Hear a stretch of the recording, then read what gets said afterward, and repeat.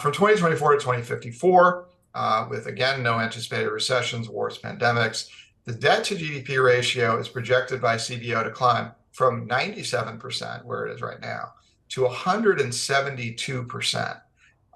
So that's a big increase. I mean, that's nearly, a double over 30 years. Josh, Yeah. sorry to interrupt you, but in looking at the longer term chart, one, and you've kind of alluded to this, but one thing that jumps out at me is that as you get these increasing levels of debt, it's really hard to keep interest rates that high because high interest rates on 172 trillion of debt means a lot of interest payments every year that obviously create more deficits. So is part of this that really there's going to be a constraint on how high interest rates can ever go in that period? I guess maybe similar to what we saw in Japan for a long time.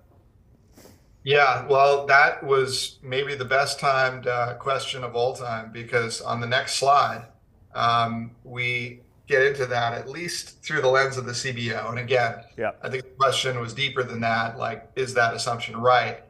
But what's interesting, and I didn't put the slide in this presentation, but what the CBO is assuming is that the interest rate, the average effective interest rate on the federal debt over the next 30 years ranges between 3.1% and 3.9% in basically a sort of slow but steady upward trend. So it's not really assuming any kind of like major increase, nor is it assuming that rates really come down.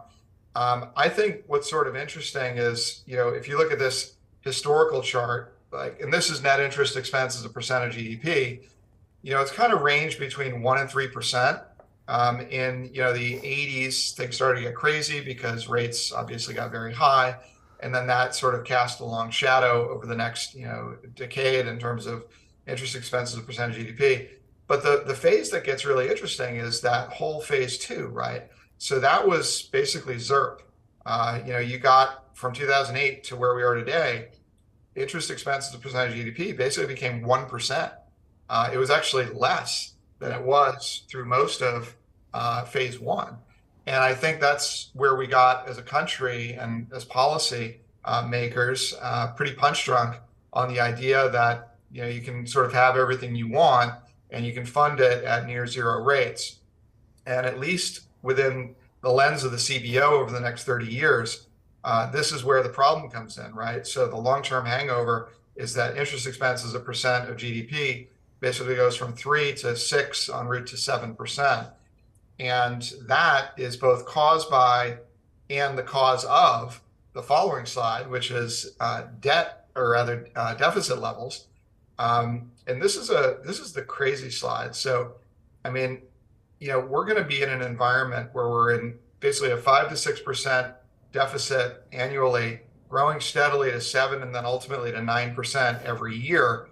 And that's going to take us by the sort of tail of this phase to an environment where government spending is not far off from what it was during the GFC every year. And that's the really shocking part. And so I guess it leads you to a couple possible conclusions. One is, does that sort of force a Japan-style, zero rate environment where I guess the Fed is ultimately monetizing just about all of the debt? Because the question then would become, well, if your debt to GDP ratios are that high and your growth is that low, why are buyers willing to lend you that money at such low rates, right? What are they getting in exchange for that from a return standpoint? And I think in order to do that, what it means is that you have to print a tremendous amount of money. And so ultimately that takes us back to the sort of relative value proposition of hard assets and financial assets relative to debt instruments, particularly perceived risk-free debt instruments. So, so that's kind of the way I would look at it. Hey there, Hedgeye Nation, or if you're not part of Hedgeye Nation, thanks for watching Hedgeye on YouTube. If you haven't already, make sure to click on the button below there. Subscribe to our YouTube page. You can also follow the link in the description to our website to get even more great investing content.